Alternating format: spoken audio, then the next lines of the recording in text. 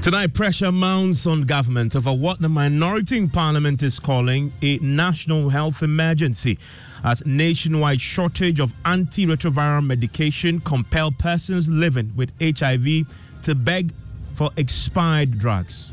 So knowing the negative effects of not being on medication, our members said, rather give us the expired drugs. We would rather take expired drugs than not take anything.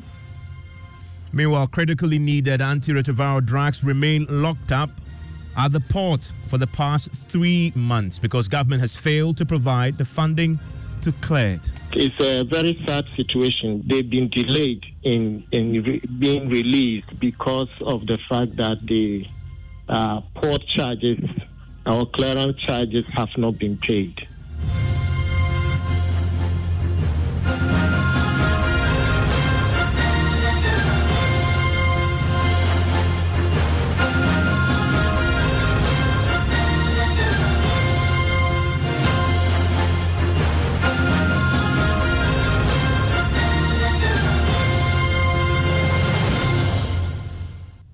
And Top Story is always brought to you by Vodafone. Tonight, pressure is mounting on government over what the minority in parliament is calling a national health emergency. It has emerged today that there is a nationwide shortage of antiretroviral medication. The shortage is so bad it has compelled persons living with HIV to beg for expired drugs. Listen to LCIM, is the national president of the network of persons living with HIV. I want to make one clarification. None of us were given expired drugs. When our members went to the facility for their medication, they were told that, there were no medication. All that they had were drugs that had expired. We know the batches, and then we always make sure that what we are given is, within the time frame that we could take them safely. These medications expired in September, just a few days ago. So knowing the negative effects of not being on medication, our members said, rather give us the expired drugs. We would rather take expired drugs than not take anything. So that was what happened. Of course, they were not given that medication because they were expired. So that was where the issue of expired drugs came into the story. No health staff gave us expired drugs. Our members said they would rather take expired drugs than no medication. And we had the details of this also from the Ghana AIDS Commission and what has led to this particular shortage. Fresh stocks of the drugs have been held up at the port since July this year because the Ministry of Health is simply unable to pay the AU, ECOWAS and COVID-19 taxes on the consignment. Listen to the Director General of the Ghana AIDS Commission, Dr. Treme Etiahene. It has come to our attention, and I need to clarify that the reference to build-up of resistance is, in my view, far-fetched at this point. There is potential, but there is no evidence presently that is happening. But it's a very sad situation because, as Fred reported, which was confirmed by Mrs. LCIA, the drugs are at the port. They've been delayed in being released because of the fact that the port charges or clearance charges have not been paid from the Ministry of Health, that the Ghana Health Service made the payment, and so the process of getting these medicines out of the port. There are tax waivers. That is one of the misunderstandings of the situation, but the Parliament of Ghana has granted tax waivers for all Global Fund related donated drugs, equipment, and all the related logistics. What is happening is that we have ECOWAS levy, we have AU levy, And as a country, a member country, we are under obligation to collect those taxes for these regional bodies. So whose responsibility is it to pay for these taxes? Oh, it's government of Ghana through the Ministry of Health. There are concerns about expired medications being taken and those meant for children. That is worrying, isn't it? It is. And it's even more worrying when it is being administered by health professionals. And so this matter is being taken seriously by the Ministry of Health and Ghana Health Service. And I believe this will be resolved immediately.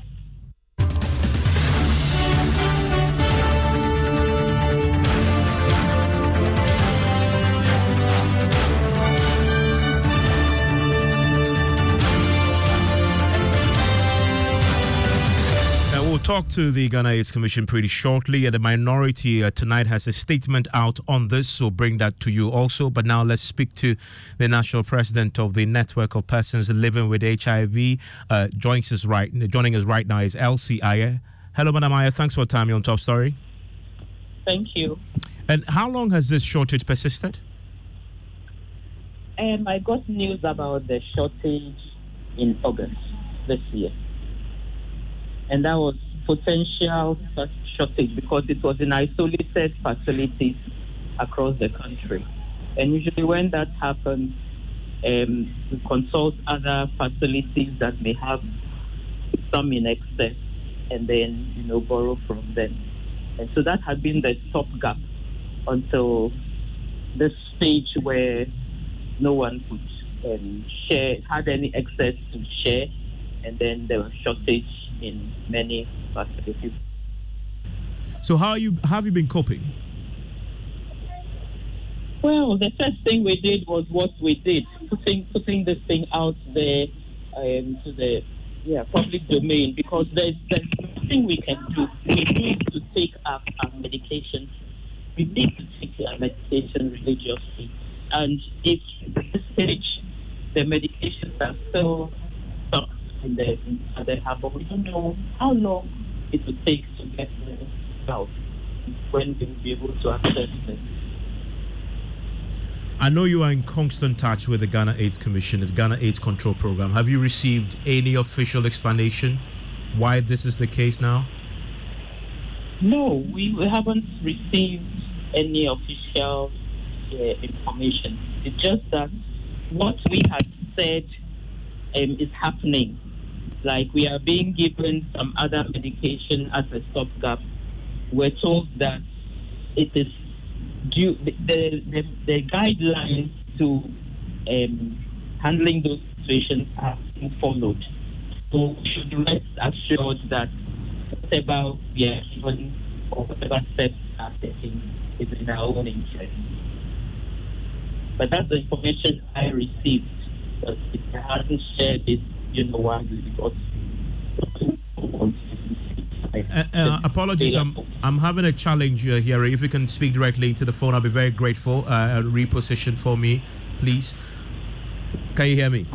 Yeah, I can hear you. Can you hear me now? I can, yes. And okay. I heard you say earlier in an earlier interview with us that it's some of your members were actually even compelled to say, just give me the expired medications you have. That clearly shows that it's reached a crisis point. Is it that bad? Yes, it is true. Because usually we are given medication for 6 months or 3 months. And then it's been 1 month and 1 month each time, and people have been complaining. Workers have to ask permission to go to their facilities monthly, and then to get there and to be told they are fit to have any medication. But we know that some of the medication had expired just a few days earlier, and that was why people asked to be given those ones for taking them. Apologies because of the terrible connection. Let's see if we can re-establish connection with the president of the network of persons living with HIV as we begin to appreciate the nature of what he says is a crisis point now, where persons living with HIV are now begging to be giving expired medication. Well, tonight the minority has issued a statement on this. My colleague James Abaji is in the studio with details of this. And the minority, they are not relenting at all in making some very strong demands, both of the finance ministry, of the health ministry, and the government generally. Evan, so first, the minority pointed to some other key issues apart from the drugs. First, they say that, quote, there have, however, been gaps in funding programs such as educational campaigns and treatment. These funding gaps have increased due in part to government lack of commitment to HIV/AIDS fight as a whole. Now, they say that in 2019, even before COVID-19 and the Russia-Ukraine war, Ghana lost more than $19 million from PEFRA and $2 million from the Global Fund due to failure to meet its co-funding obligations. Now, from 2021 to 2023, government had co-financing obligations of $17,138,000 to the Global Fund, but paid only $4.2 million, leaving a balance of approximately $14 million. Now, the Ghana currently risks losing another $30 million by early next year due to its continuous failure to pay its share of the counterpart funds to the Global Fund. Now, Evans, this is where their demand comes in. They are demanding three things. One, that the Ministry of Finance, as a matter of urgency, issue the necessary tax exemption waivers to ensure that immediate clearance of the antiretroviral drugs and other medical equipment and consumables. Two, implement an automated tax exemption waiver system for medical consumables and equipment to curtail needless delays in clearing such items at the port. And finally, institute reforms at the Ministry of Finance and Economic Planning to ensure that systemic failures that lead to needless delays in the performance of its functions are eradicated. And so, Evans, those are the three demands, apart from the fact that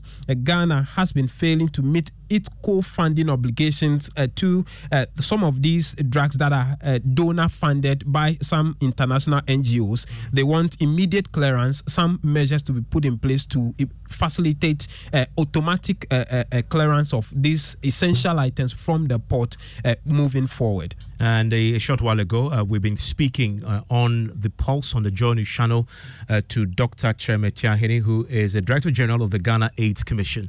A 5-year period, the funding gap is around $445 million.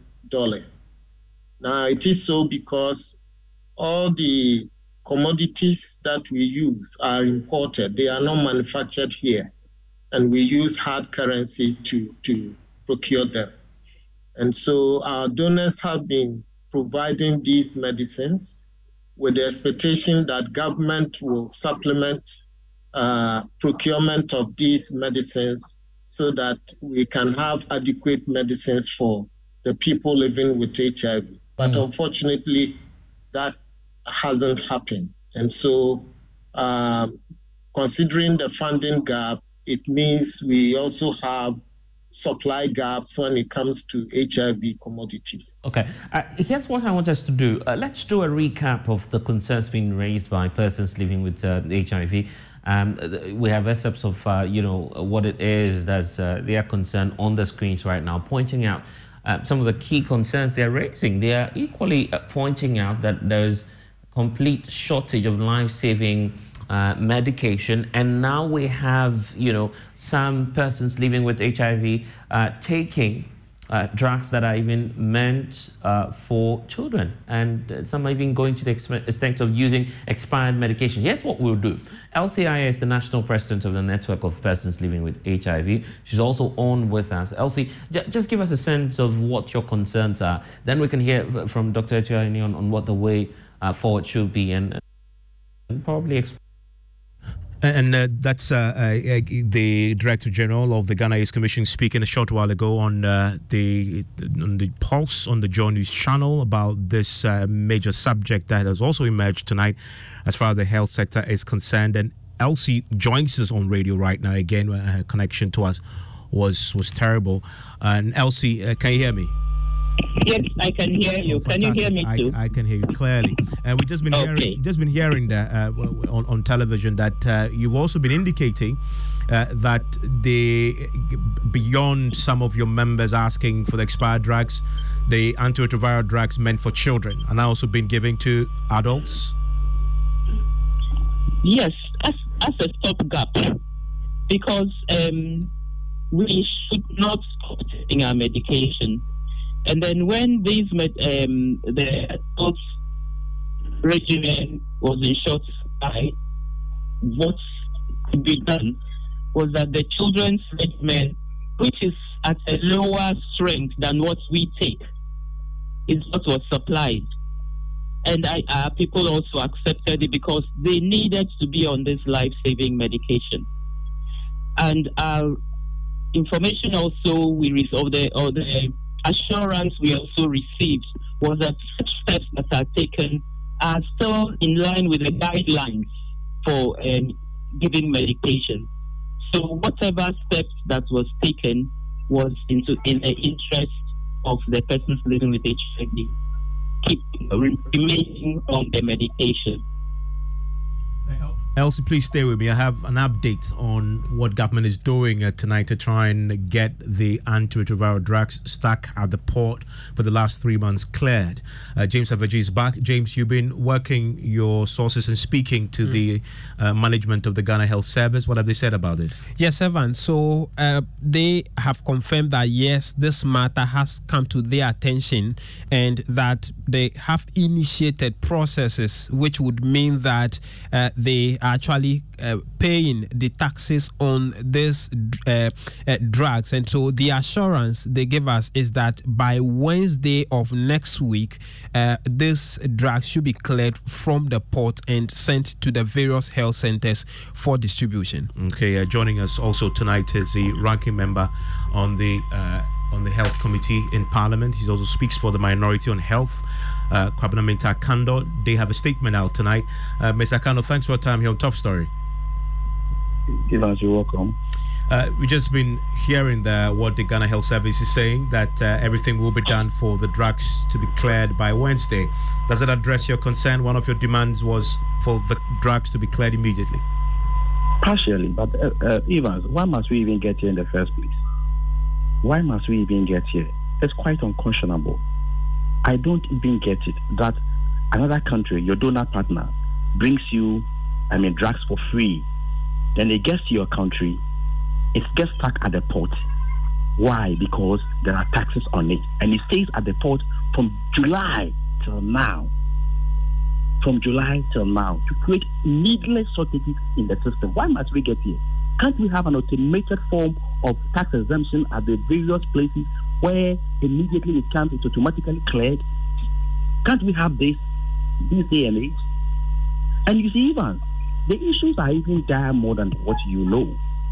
I can tell you on authority that if you go to the Ghana AIDS Commission, they don't even know the last time they even had releases from government. As far back in 2019, and we lost more than $21 million PEPFAR and the Global Fund, because we were supposed to show commitment. Ghana government was supposed to pay counterpart funding, and government couldn't pay, even before COVID-Ukraine war. And we lost that money. Today, as I speak to you now, we are still owing. And that if we are not careful, early next year, we are going to lose about $13 million. Come and take money free of charge. We are giving it to you, grant. But just show commitment and then take the money. We are where we are at the moment. They don't even have money for education and treatment. I don't know what is happening to this government. Insensitive. Completely insensitive to the plight of the people in the country.